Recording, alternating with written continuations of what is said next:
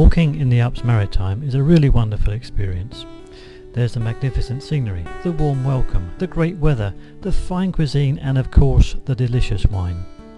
All these on their own would be reason enough to visit, but when you get them all together as a package, it turns a nice break into a holiday to remember for years to come. One of the best places to stay is in the charming village of Sospel. This is a favourite place for walkers, mountain bikers, and people who just like being in the countryside because it has everything you need. It's right in the centre of the mountains, and from there you can access more than 1,000 kilometres of walking, hiking and biking trails that will suit most levels of walkers, hikers and riders. The village of Sospel itself has enough restaurants and bars to cater for most tastes and pockets, and there are a dozen or more guest houses, hotels and gîtes to stay at. The walk we're going to look at here is an 8-hour medium-hard circular walk starting from the town. We leave the Villa Amiel, probably the best bed and breakfast in Sospel, and head off into town, over the historic Pont Vieux, and follow along the north side of the river heading out of town. The houses disappear and we soon find ourselves rising up the mountainside, gaining wonderful views over the Bevera Valley, and we soon spy the side valley we'll be heading up later on. Reaching the top of the lane, we drop down to cross the valley floor and head over to the start of the Vallon de Guillou. With the river to our right, we trek up the side of the valley through the forest, stopping every so often to admire the views. After a little interlude at a local swimming hole, we continue on up the trek as the sound of the river below recedes into the distance.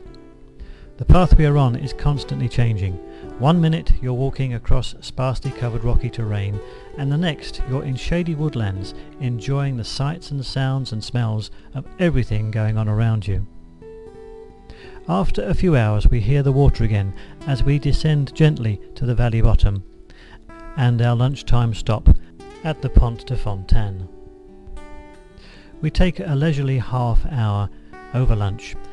We tackle the hardest part of the walk, the steep 15 to 20 minute climb up the side of the mountain, where we join the GR52 that tracks along the north side of the valley and our next destination. Once at the top, we have a half-hour walking, more or less level, along the same contours, heading vaguely west, back down the other side of the valley, looking down on the parts of the path we had taken earlier in the day. While the first part of the route had been characterized by ever-changing terrain, this section of the route gave us a spectacular view over the mountains and the valleys that typified this beautiful part of France. About an hour after lunch, we had climbed to what had been nicknamed Panorama Rock. The views here speak for themselves.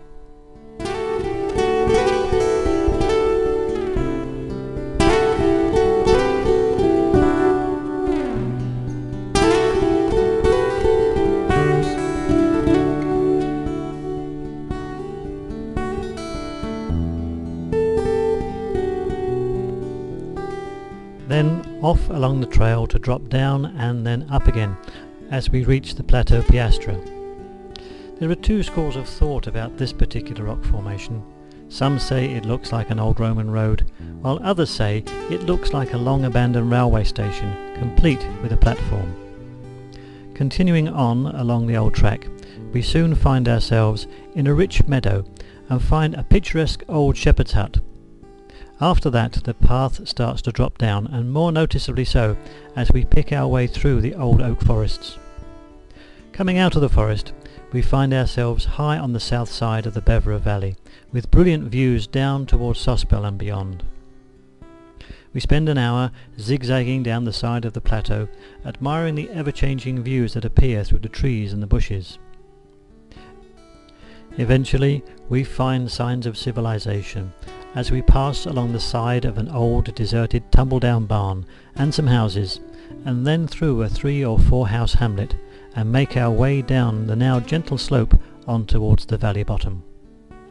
The rugged land gives way to farms and pastures complete with cows, goats, sheep and the odd farmer.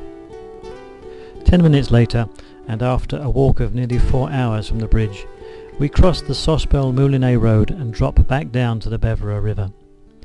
Across the river we can see our path back up the lane that takes us back into Sospel. And everyone is agreed it's been a really lovely walk. Arriving at the Villa Amiel, we are greeted with a cool glass of beer, and then it's off to have a nice hot shower and get ready to go out for a well-earned meal. For tomorrow we walk again.